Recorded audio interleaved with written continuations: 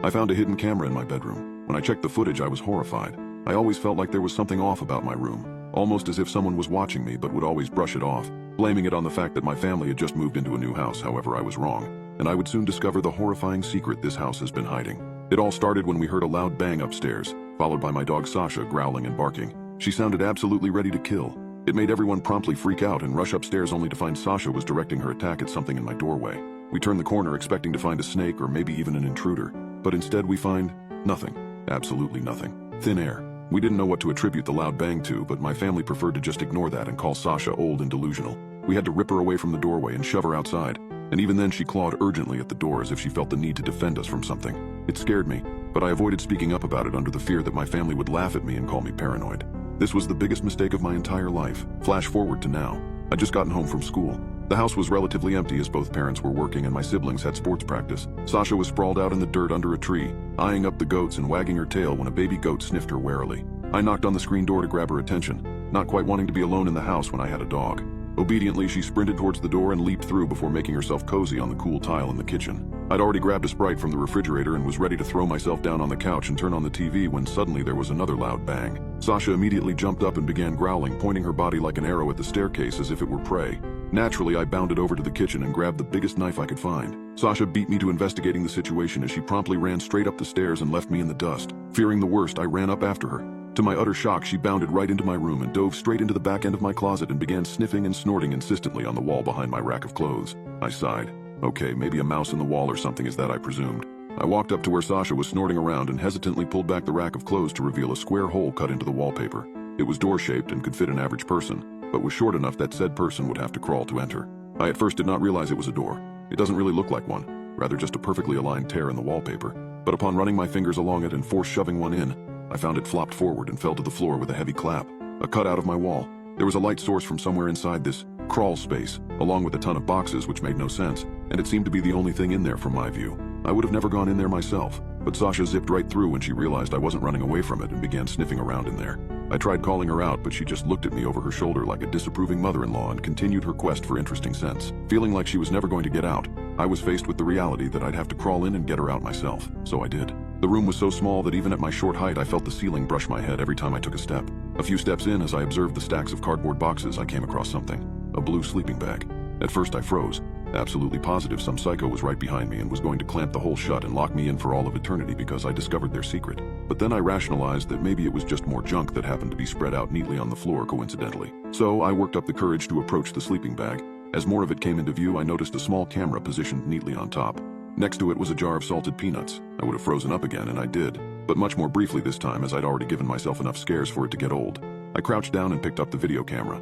It was an old-style one, the one that had a little flip-out viewing screen. It turned on and had a nearly full battery percentage. Just then I heard the front door slam, and immediately bolted out of the room, camera in hand. It turned out it was just my mom, so I immediately ran down to explain what happened desperately. She at first was skeptic, rolling her eyes and throwing around the word really a few times, before finally becoming convinced and following me up the stairs. When I presented to her the camera, my mom quickly said we had to view what was on it, and hooked it up to our TV. The first tape was of some type of cameraman in a parking lot.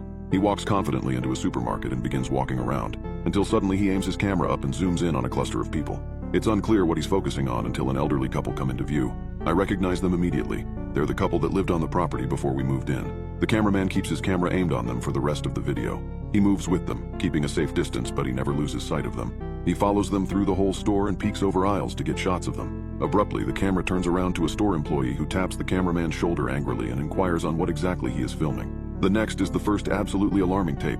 It starts out with the camera pointed downwards, shaking as the man walks. It's nighttime and it's very obviously the side of our house. The cameraman stops as he reaches the kitchen window and aims his camera right through the window pane, where the couple are playing music loudly and sipping wine happily. They begin to playfully dance with each other as the old man talks about moving up towards Canada. For the next 5 clips, it's just the cameraman spying on them, in dental appointments from their backyard. And at one point, the cameraman slips through the door when it's left unlocked and he begins poking around their items. In one clip, the first thing seen is the front of the house, the man waiting with a ragged breath in presumably a bush.